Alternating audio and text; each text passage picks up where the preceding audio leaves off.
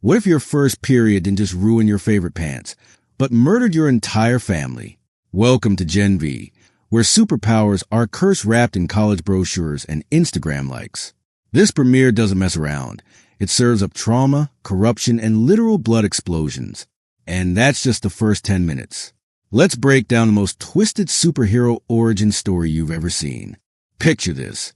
Young Moreau is just a regular kid until puberty hits like a freight train of death. She gets her first period, doesn't understand what's happening, and her power manifests in the worst possible way. The blood starts floating. Her terrified mom bursts in to help, and that floating blood slices her throat open. Dad rushes in, Marie screams in pure terror, and boom, blood explosion that kills him too. Her little sister finds both parents dead in a bathroom that looks like a slaughterhouse. This isn't just an origin story. It's psychological warfare. Imagine being Marie, knowing that your most natural biological function turned you into a family annihilator. The show doesn't let you forget this moment because Marie never will. Fast forward 8 years.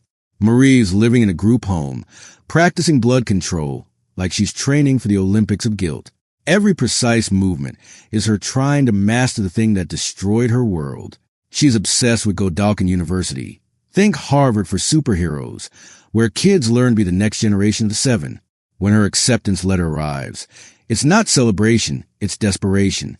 This is her shot at becoming the hero she couldn't be for her parents. But here's the first red flag. While Marie's getting accepted, we see another super being dragged away by authorities.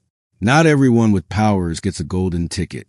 Marie meets her roommate Emma, a bubbly influencer who can shrink down to Ant-Man size and treats her powers like content creation. Emma's everything Marie isn't. Social media savvy, optimistic, and dangerously naive about what this place really is. They watch Luke Reardon, Golden Boy, compete in the arena. He's number one. He's got fire powers. He's dating the popular girl Kate, and he's absolutely brutal. During his match, he doesn't just win. He rips his opponent's arms clean off while the crowd cheers. Marie came here dreaming of arena glory, but watching Luke's violence makes her realize something horrifying. Being a hero here might mean becoming a monster. Meanwhile, Luke's having visions of his brother Sam trapped in mysterious woods, begging for help. The Golden Boy is cracking, but nobody sees it. Marie gets rejected from crime fighting class, basically told she's not good enough for the real hero track. But when she uses her powers to stop a runaway student who's screaming about not going back to the woods, she shows her true character. Emma convinces Marie to party with the popular kids. At the club, everything seems perfect until Andre shows off his magnetic powers by turning a coin into a metal bird. Someone bumps him. The bird goes off course and slices a woman's throat open. Chaos erupts, blood spraying everywhere. Everyone runs except Marie.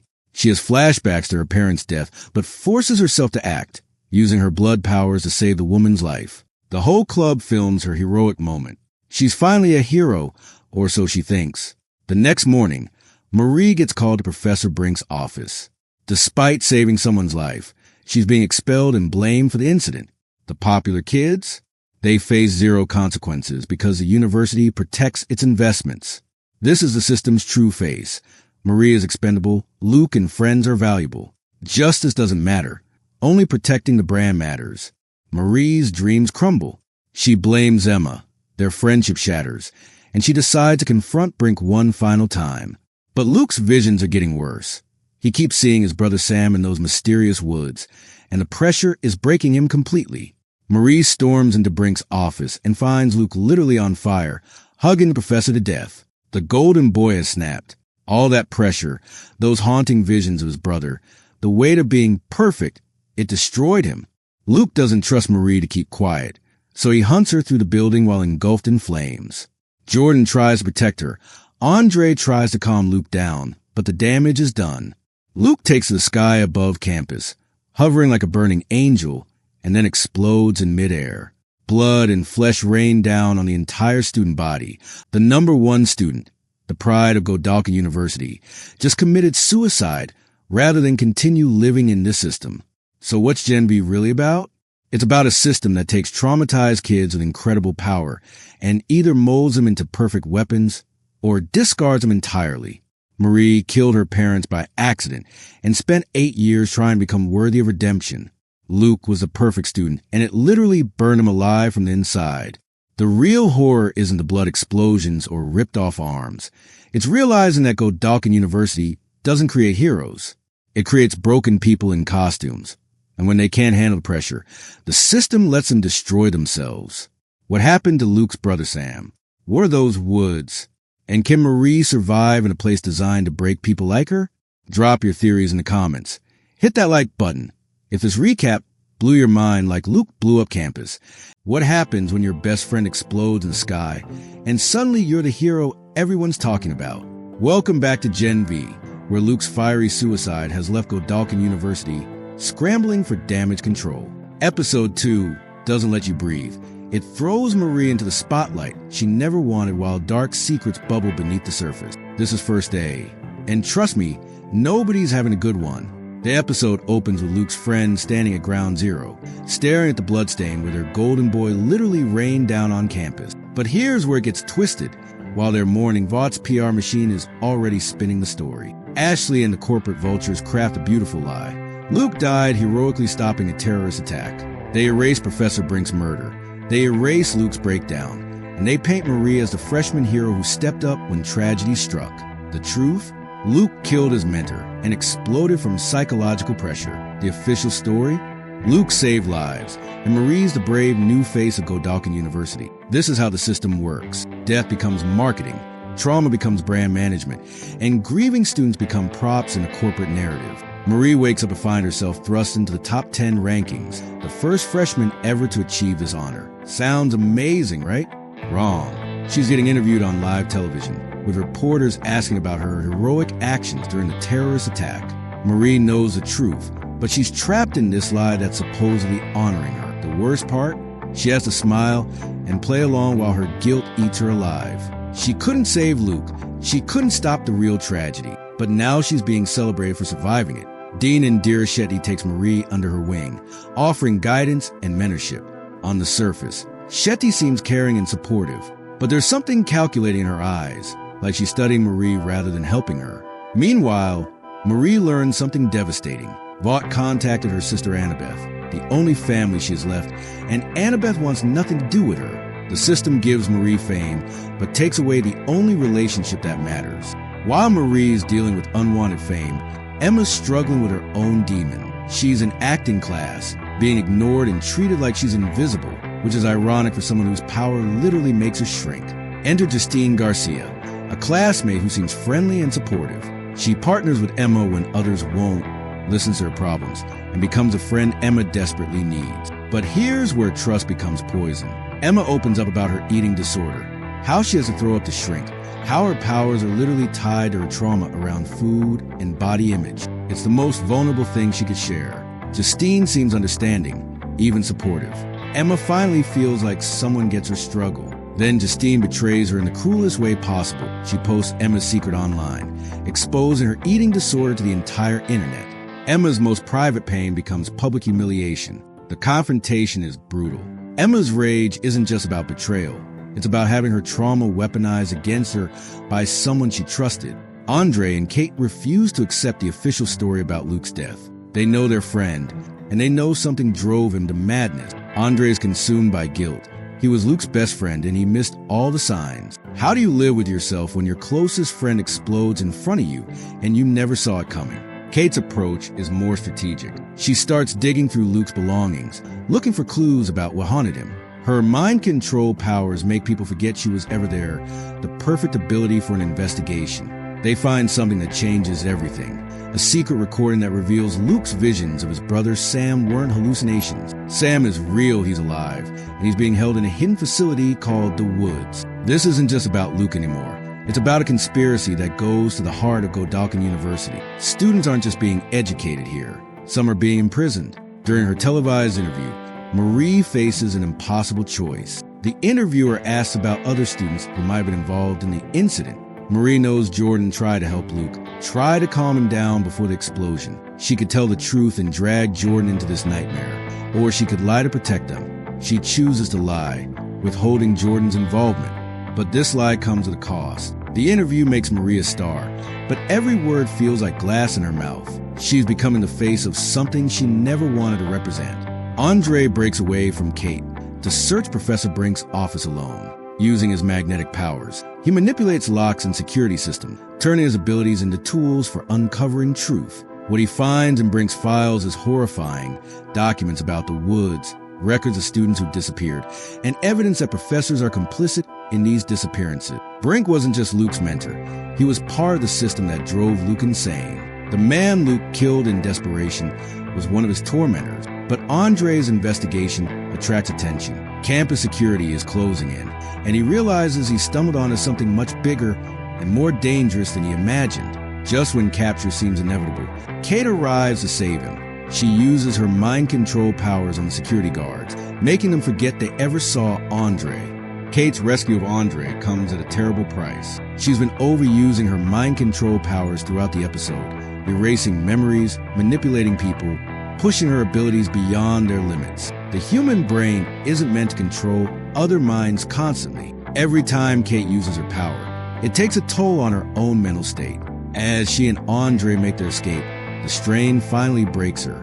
She collapses in Andre's arms, having a full seizure from the neurological damage she's inflicted on herself. Andre holds her, watching the person who just saved him convulsing from the effort. It's a brutal reminder that every power comes at a cost, and heroism often means destroying yourself to save others. The episode ends with Andre cradling an unconscious Kate, both of them knowing they've discovered something that could get them killed, and that Kate might have permanently damaged herself to uncover it. So what's First Day really about?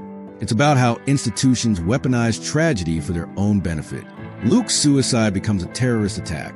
Marie's trauma becomes a marketing campaign. Emma's eating disorder becomes content for public consumption. Students disappearing becomes business as usual. Godolkin University doesn't just cover up scandals, it transforms them into opportunity.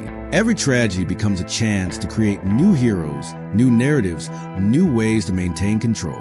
Marie's in the top 10 now, but at what cost? She's trapped in a lie, isolated from her family, and surrounded by people who see her as a symbol rather than a person. The woods are real, Sam is alive, and the conspiracy goes deeper than anyone imagined. But investigating the truth might cost Kate her sanity and put everyone in mortal danger. Next episode, we'll see how far this rabbit hole really goes, and whether our heroes can survive learning the truth about the place they call school. Drop your theories about what's happening in the woods, and let me know if you think Marie can stay true to herself while playing Vaught's game. Because in Gen V, the first day is never really over. It's just the beginning of a much longer nightmare. Drop your theories in the comments. Hit that like button if this recap blew your mind like Luke blew up campus. And I'll see you next time as we dive deeper into this beautifully twisted nightmare. Because in Gen V, the real monsters aren't the ones with powers, they're the ones running the school. Imagine your deepest, darkest secret isn't just a bad memory, but a living, breathing weight on your soul. What happens when the one person who truly understands you is trapped in a hidden facility, and getting to them means tearing down the very system you're supposed to be a part of? Episode 3 of Gen V isn't just about secrets. It's about the breaking point, the moment the good kids finally decide to break bad. The episode starts with a jolt, right into the middle of a nightmare. We're with Kate as she sees Luke and herself going into a cell to find his missing brother, Sam. Luke tries to calm Sam down, but a guard shows up and shoots Sam, sending him into a rampage. Kate uses her push power on Sam, forcing him into a peaceful state, but then she wakes up. It was all a dream. She's lying in bed next to Andre. They talk about what happened, and it's clear they're getting closer. Andre wants to go save Sam, but Kate is terrified. Her nightmare showed her exactly how dangerous that is. She reminds him that Luke is dead because of this, and the last thing she wants is for Andre to end up the same way. In this quiet, vulnerable moment, they admit to each other that they have feelings. Meanwhile, Marie hears a tiny voice calling out her name. It's Emma, who has shrunk down to the size of a doll. Marie has to feed her a bunch of food just to get her back to normal size. Marie tries to talk some sense into Emma, telling her that self-purging just to get tiny is incredibly unhealthy. But Emma defends herself. It's a part of her power. She says it's no different than how Marie has to hurt herself to draw blood for her own abilities. This comparison cuts deep, and the two friends have a massive argument. putting a serious strain on their friendship. The next day, the PR spin begins. Marie gets invited to a fancy fundraiser by Indira, the dean of the school.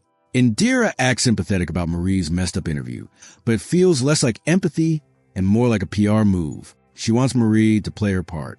Across campus, the media training students are watching clips of Marie. We see Polarity, Andre's dad, completely dismiss Marie's potential. He tells his son to step up and be the star, inviting Andre to the same fundraiser. Andre tries to ask his dad for advice on using his powers for good, but his dad just brushes him off, completely focused on the image.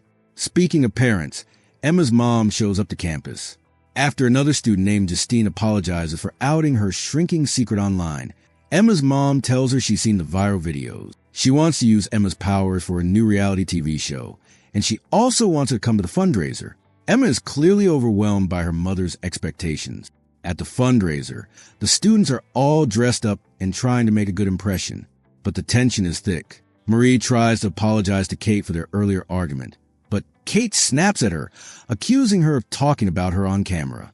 Marie walks away, and we see a flashback of Kate trying to calm a panicked Luke down after a violent episode. We then get a peek into Jordan's life. We see them sleeping with another student, but when their parents show up unexpectedly, Jordan quickly sends a guy away, then transitions from a woman back into a man to greet them. It's a moment that shows us just how much Jordan has to switch between who they are and who their parents want them to be. As the night goes on, the students start to realize the fundraiser is more about image than about celebrating heroes. Indira warns Marie that this is a ruthless fight for the #1 spot, and Emma's mother introduces her to a TV producer who wants to cast her in a reality show. But Emma realizes it's not about being a hero, it's about being a sympathetic victim. It's a role she has no interest in playing. Feeling completely isolated and overwhelmed, Emma heads to the bathroom. Marie follows her. Despite their fight, Emma compliments Marie's dress. Marie admits she doesn't know how to pee in it, and Emma helps her out. It's a small, funny moment that breaks the ice, and the two friends hug and apologize, finally putting their fight behind them. When they get back, Emma tries to talk to her mother and the producer about making the show more inspirational, but her mom shuts her down immediately. Fed up, Emma walks out. Andre follows and tells her about his plan to sneak into the underground facility to rescue Sam. She agrees instantly. Jordan, meanwhile, is in an argument with her parents, who are still unhappy with who they've become. It's a painful conversation that shows just how much pressure kids are under to be perfect. Andre takes Emma to a secluded bunker, and she shrinks down to her small size. He gives her a GPS tag and tells her the plan. She'll slip under the doors and enter the facility to find Sam. Emma bravely agrees, and we watch as she disappears under the gap in the door into the asylum. The fundraiser is still going on. A short tribute to the late Professor Brink plays, but Andre is distracted, worried, sick about Emma. His dad, Polarity, sees that he's not paying attention and confronts him. Andre, panicking, lets slip that he knows about the underground hospital. Polarity is shocked and warns him to keep quiet before getting called away by a friend. Emma makes it into the facility by hiding on a food tray. She enters Sam's room, but he sees her immediately and traps her under a cup. He thinks she's just another hallucination. She tries to convince him she's real and that she's there to help, but he isn't buying it. He asks her a bunch of questions, and when she gets a few wrong, he's even more convinced she's a figment of his imagination. Meanwhile, back at the party, Marie realizes that Indira was only using her for PR, and she leaves the scene. Jordan, who has been taunting Marie, corners her, and Marie finally reveals the truth about her past. She tells him that she only found out about her powers when she got her first period, and she accidentally killed her parents. This leads to a powerful moment of shared pain between Marie and Kate, who also reveals a devastating secret from her past. The fundraiser is a backdrop for all these kids to finally open up to each other about the trauma they've been carrying. Back in the asylum, Sam finally agrees to let Emma help him after she reveals that his brother was the one who came up with the escape plan. Sam gives her the codes to the doors. Just then, an alarm goes off. Sam tells Emma to hide, and we see the guards come in and electrocute him. Emma, now tiny and filled with new resolve, jumps onto a guard, enters his ear, and forces him to fall to the ground. She escapes. But now 2 more guards are entering the room. The episode ends on a cliffhanger. Emma is alone in a dangerous facility. Sam is in trouble, and the students are finally realizing what's at stake. What will Emma do now? And will Andre be able to help? Drop your theories in the comments. Hit that like button. This episode dives straight into the aftermath of a daring escape. We find out exactly what happened after Sam, a powerful supe with a secret, and Emma, his crush, vanished into the night. It seems they left a trail of chaos in their wake, which leads the sinister Dr. Cardoza and his partner, Indira, to piece together the clues. But how did they get out? A tiny shoe near a drain pipe gives Indira a chilling clue. Emma used her shrinking powers to help Sam escape. Meanwhile, our hero crew, Andre, Marie, Jordan, and Kate, are desperately trying to track Emma down. They follow her GPS, but all they find is a bloody tracker. What could have happened? They have no choice but to head back to campus and hope for the best. Wait, did you think that was all? Think again. This is where things get really wild.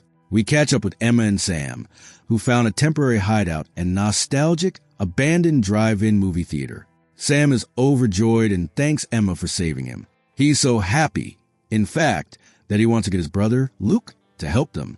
This is when Emma has to break the devastating news. Luke is dead. This revelation sends Sam into a destructive spiral. He believes everyone he loves leaves him. It's a heartbreaking scene that shows just how vulnerable he is under all that power. Like, subscribe, and follow this channel for more great video recaps like this one. Also, be sure to hit that notification bell so you never miss an upload. The episode also introduces Tech Knight, a famous, morally questionable supe detective who's been digging into the mystery of Golden Boy's death. He shows up at Indira's office and drops a bombshell. He thinks Luke killed himself to save his brother. Tech Knight wants to pin the blame on another student and warns Indira to keep her top 5 out of the investigation. He's suspicious of Indira and demands all of Golden Boy's personal data. But what is Indira hiding? The plot thickens when Andre finds out his own father knew about the woods and a secret facility where Sam and other supes were kept. This revelation strains their relationship even further.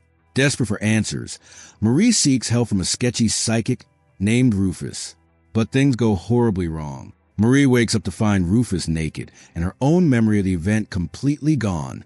Just then, Jordan walks in, and in a moment of panic, Marie uses her blood-bending powers to make Rufus's penis explode. It's definitely a shocking moment you won't forget anytime soon. Tech Knight interviews Andre and his dad, twisting their words to place the blame for Golden Boy's death on Andre, Jordan, and Kate. Andre storms off in a rage, cementing the idea that the top 5 are responsible. The media spotlight is now squarely on our young heroes. Later, Tech Knight hosts a lecture and uses it as an opportunity to grill Marie. He analyzes her every move and tells the class about her pupil dilation and heart rate increase, pointing to her lying about fighting Luke alone. Cornered, Marie confesses that Jordan helped her, much to Jordan's dismay. After class, Tech Knight threatens Indira, revealing he knows about Sam and threatens to expose her if she doesn't cooperate. Sam's mental state takes another turn for the worse when he starts having vivid hallucinations of a TV personality named Jason Ritter. The hallucinations push him to go after Dr. Cardoza, who he believes is a bad guy. Sam takes off, leaving Emma behind. Meanwhile, Andre, Kate, and Jordan try to deal with the public and personal fallout. Andre confronts his dad's statue, smashing its head, while Jordan and Marie finally have a moment of emotional honesty, leading to a passionate kiss. But their moment is interrupted when Emma bursts in, yelling that Sam is going after Dr. Cardoza. Our crew, still dealing with the chaos of the night, rush to Dr. Cardoza's house, where they find Sam threatening his family. A chaotic brawl erupts, with Sam attacking Andre, Marie, and Jordan. When Marie is about to use her blood powers, Emma saves them all by eating and growing to a massive size, holding Sam down. The episode ends with a tender moment between Jordan and Marie, who wake up together in bed, solidifying their bond. But with Sam still on the loose, the media spinning a false narrative, and Dr. Cardoza's secret facility still a looming threat. What will happen next? Don't miss the next episode to find out how our heroes deal with the aftermath. Drop your theories in the comments. Hit that like button. Gen V Episode 5 is wild, confusing, and full of betrayal. And trust me, by the end of this one, you won't know who to believe anymore. Let's break it down together. But before we dive in, Make sure you hit that like button and subscribe so you don't miss the next breakdown. We open with Andre and Kate passed out on a couch, only for Andre to wake up with some nasty slime dripping on his face. Gross, right? They follow it upstairs and realize they're inside Dusty's house. Things get even weirder when they walk into a room and find Jordan and Marie sleeping together. Cut to Marie. She finds Emma supersized and completely naked, lying in a pool. The gang regroups, but here's the kicker. None of them remember what happened the night before. Their memories? Completely gone. Emma later discovers video clips of last night. Turns out Marie and Jordan were making out, and Emma is trending online because someone posted a video of her giant-sized and nude. Then suddenly, Sam appears, thrilled to see them awake. But the others back away, confused, like they don't even know him. That's when Sam drops the bomb. Their memories have been erased. And according to him, the school is far more dangerous than they realize. Kate and the group compare stories and realize they've all suffered the same blackout. Marie brings up Sam's warning, and the name Rufus keeps coming up as a likely culprit. Meanwhile, Dr. Cardosa tries to quit after everything that happened, but Indira makes it clear he's not going anywhere. He wants Marie captured to test a virus against Soups, but Indira shuts him down for now. Back with the group, tensions rise. Andre storms off after hearing Rufus's name again, clearly on edge. Emma tries walking around campus, but is instantly recognized. Suddenly, she's a campus celebrity. Meanwhile, Jordan tries to assure Marie that their kiss doesn't have to be awkward. But then they spot Rufus talking to Indira, and the chase is on. What follows is chaotic. They corner him, only to find out it was a shapeshifter posing as Rufus. The real Rufus gets home, but Andre is already waiting for him. Andre locks the doors and presses for answers, but suddenly finds himself transported inside a fast food line. Proof that Rufus has been messing with their heads. Later that night, Marie notices something strange in her collarbone. She uses her blood powers to pop out a hidden tracker, meaning someone has been monitoring her. She rushes to tell Kate, but in a heartbreaking twist, Kate apologizes and erases her memory again. At the same time, Sam is having terrifying hallucinations of puppets and soldiers, brutally fighting them off before escaping into the night. Emma begins to believe Sam was telling the truth and heads to find him. Jordan notices the same strange injury on Marie's collarbone, but Marie doesn't even remember how she got it. The pieces don't add up. Something bigger is happening, and it all points to Indira.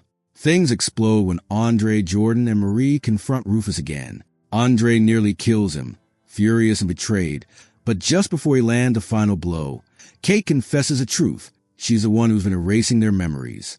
Not Rufus. The group is stunned. Andre's heart shatters at the betrayal, and he walks away from Kate, broken and angry. And that's where episode 5 leaves us. A twisted web of lies, erased memories, and a group of friends who can't even trust each other. Kate's secret is out. Sam is on the run, and Indira's plans are only getting darker. What do you think? Was Kate really protecting them or just protecting herself? Drop your thoughts in the comments below. And if you enjoyed this breakdown, don't forget to smash that like button, subscribe, and hit the bell so you don't miss episode 6 recap and breakdown. Trust me, things are only going to get crazier from here.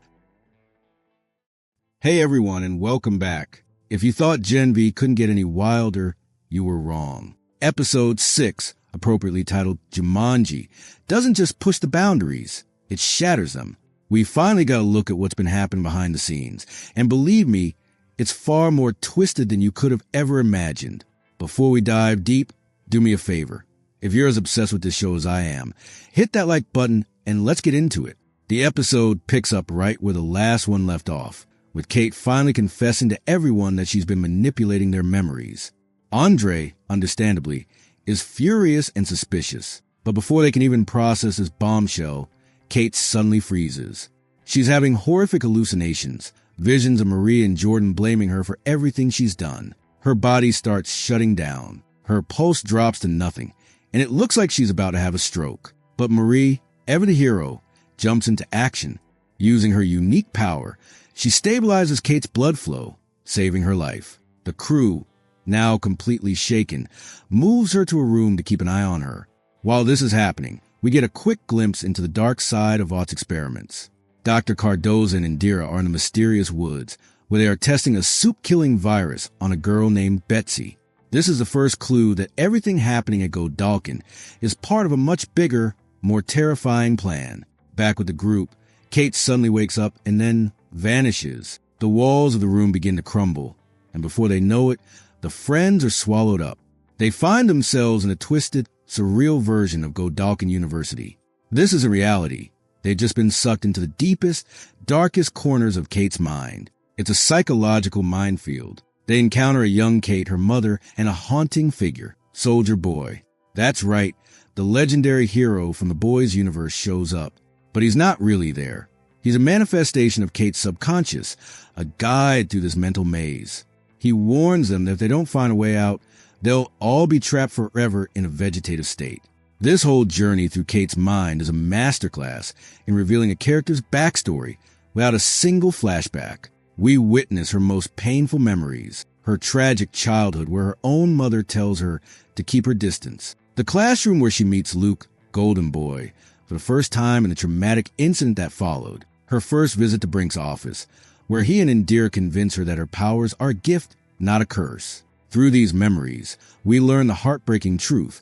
Kate has been a victim all along. She was groomed by Brink and Indira to use her powers to erase people's minds, start with her own brother's memory, and continuing with Luke's. What's a memory you wish you could just wipe away? Let me know in the comments below. As the crew navigates Kate's mental landscape, we check in on Emma and Sam. They're finally having a moment of genuine happiness and peace. They connect on a deep level, finding comfort in each other's vulnerability. Sam, still battling his terrifying hallucinations, expresses his fear that he's not good enough for her. But Emma reassures him that she wants to be with him. They decide to run away together. But Emma has a change of heart, insisting that they can find someone who can help them. Back in the woods, Dr. Cardoza has grim news for Indira. Betsy, the soup they were experimenting on, has died. Instead of being upset, Indira is thrilled. This means the virus is working. She doesn't just want a cure for soups. She wants to make this lethal virus contagious. In a final act of desperation, the friends confront Kate one last time inside her mind.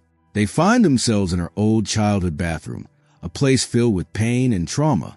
They finally convince her to stop running and face reality with them.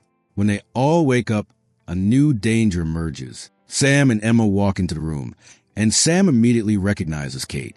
He sees her for what she's done to him, the lies, the manipulation, and he attacks her. Emma has to step in and try to calm him down, pleading for him to trust her. The friends question Kate about the woods, but she claims she has very little knowledge of what's happening there. The final scene confirms our worst fears. Indira orders Dr. Cardoza to make the soup virus contagious. The plan isn't to control soups, it's to wipe them out. What a ride! This episode revealed some serious secrets and set the stage for an explosive finale. What do you think Indira's end goal is with this virus? And will our heroes be able to stop her? Make sure you're subscribed so you don't miss our recap of the finale. So what's Gen V really about? It's about a system that takes traumatized kids with incredible power and either molds them into perfect weapons or discards them entirely. Marie killed her parents by accident and spent 8 years trying to become worthy of redemption. Luke was a perfect student, and it literally burned him alive from the inside. The real horror isn't the blood explosions or ripped-off arms. It's realizing that Godolkin University doesn't create heroes. It creates broken people in costumes. And when they can't handle the pressure, the system lets them destroy themselves. What happened to Luke's brother Sam? What are those woods? And can Marie survive in a place designed to break people like her? Drop your theories in the comments. Hit that like button. Let's dive into the crazy world of Gen V. This episode is a wild ride, and the ending will leave your jaw on the floor. Get ready for some major twists and turns. We pick up right where we left off, with Andre getting a terrifying wake-up call. His dad, the famous Soup Polarity, is on a live TV interview when he suddenly has a seizure and collapses. It's a gut-wrenching scene, and you can see the panic on Andre's face as he rushes to his dad's side. Meanwhile, a deeply unwell Dean Indira is trying to rally the other soups, but something is off. She's sick, she's erratic, and she's not making any sense. It's clear that something from the woods has affected her in a big way. She's pushing for Dr. Cardoza to make the virus airborne. Kate overhears everything, her mind-reading abilities now in overdrive. She tries to warn the others, but they're still mad at her for what happened with Marie. Jordan storms out, with Marie hot on their heels, and they decide they have to do something. Marie and Jordan team up and sneak into Dean and Indira's room. They're looking for anything, any clue about what's going on. They find a shocking newspaper article about a plane crash that killed her family. You can feel the weight of this discovery. It's a moment of empathy mixed with dread. Just then, they hear a noise. Dr. Cardoza stumbles in, drunk and ranting about Indira's horrifying plan. It's a close call, and they narrowly avoid getting caught, but they get the information they need. Across campus, Emma is doing a panic cleanup. She's getting rid of all of Sam's stuff, trying to erase any evidence of his escape from the woods. She warns him to stay put, but let's be real, Sam is a loose cannon. He's already peeking out the window, and when he sees some students having fun, he can't resist. They invite him to a party, promising Emma will be there. It's a classic move, and you know it's going to lead to trouble. Like what you're hearing so far, hit that like button and subscribe to stay up to date on all things the boys universe. Back on the TV, the broadcast has shifted. Victoria Newman is now on air, trying to talk about peace between soups and humans. Marie and Jordan arrive to meet her, but the place is a madhouse. The crowd is angry and security is everywhere. Jordan creates a distraction, a cool showcase of their powers, to get Marie inside. Marie finally gets a moment with Victoria, and it's a mind-blowing scene. Victoria reveals she has the same blood-bending powers as Marie. It's an instant bond, a powerful connection between two people who understand each other's unique abilities. Marie tries to tell Victoria about the virus, but Victoria tells her to drop it, to focus on making it to the top 7 instead. It's a tempting offer, a way out of the danger, but Marie is too principled to walk away. Polarity has another seizure, and it's a terrifying moment of uncontrolled power. It causes massive damage, showing just how dangerous the illness is. Meanwhile, Emma finds Sam in the middle of the chaos and pulls him to safety. And just as you think things are settling down, we get to the core of the episode. Kate and Indira are at Indira's house. Kate takes off her gloves and reveals she hasn't been taking her pills. The pills, she says, don't help her, they just dull her mind. It's a jaw-dropping revelation. Indira tries to play the caring mentor, promising they'll leave together, that she loves her. But Kate has finally had enough. She uses her powers to make Indira admit the truth. Indira reveals her plan, to use the virus to wipe out all the soups.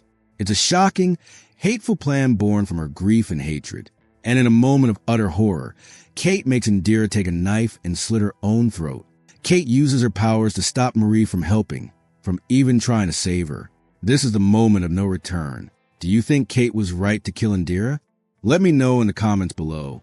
The episode's ending is pure, shocking genius. We cut to a meeting between Victoria Newman and Dr. Cardoza. She takes the virus from him, but instead of thanking him, she uses her powers to make his head explode.